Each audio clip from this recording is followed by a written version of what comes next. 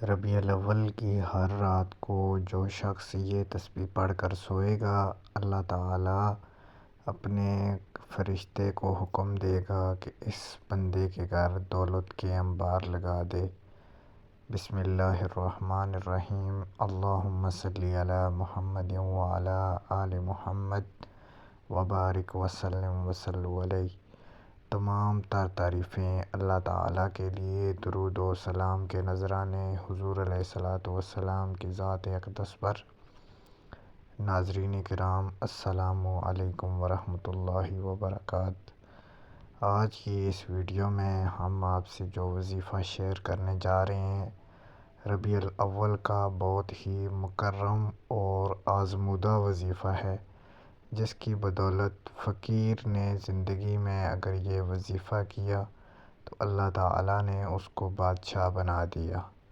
ربیع النور، ربیع الاول کا ایسا مہینہ ہے جس میں حضور علیہ الصلوۃ والسلام کی تشریف آوری ہوئی ہے، اور حضور علیہ الصلوۃ والسلام کے وسیلے سے، آپ کی برکت سے، آپ کی رحمت سے اللہ تعالیٰ نے سب مسلمانوں کو اس دنیا جہان میں پیدا کیا ہے، اور حضور علیہ الصلوۃ والسلام کے اوپر عبادت، درود و سلام کے نذرانے پیش کرنے کی اللہ تعالیٰ نے ہدایت کی ہے۔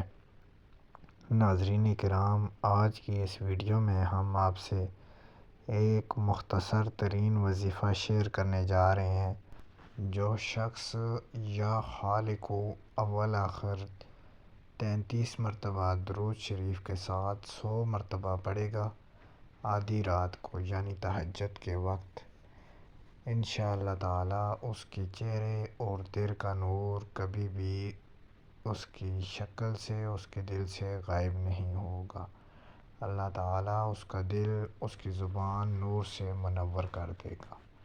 ناظرین کرام، اگر آپ چاہتے ہیں کہ آپ کے پاس دنیا کے خزانوں کی چابی ہو، مال و دولت کے انبار ہوں، حلال رزق کے وسائل ہوں، تو آپ نے روزانہ 7 روز تک اس کو اول آخر 11 مرتبہ درود شریف کے ساتھ 100 مرتبہ پڑھنا ہے۔